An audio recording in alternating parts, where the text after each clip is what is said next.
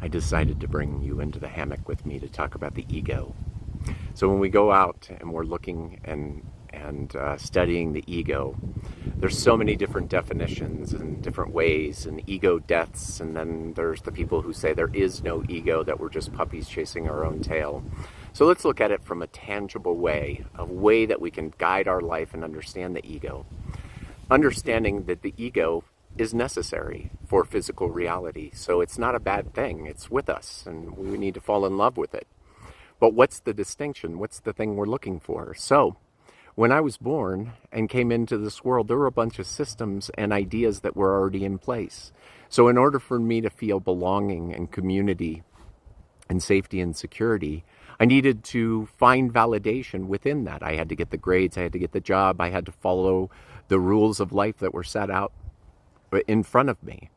And then came a time in my life when I decided I wanted to question these things because they didn't quite feel like they fit me.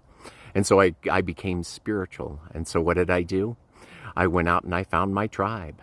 I learned all kinds of psychological, philosophical, spiritual terms to define all of these things. And the tribe gave me the validation. It now gave me the belonging. It gave me the safety and security. And so I was just so excited. But that's still just the survival ego in place. It's still me validating myself within systems and rules that were already in place and pre-digested. So the whole idea is to look at the ego, and there is the survival ego. And once we have this knowing that, gosh, we want to be, there's more to me.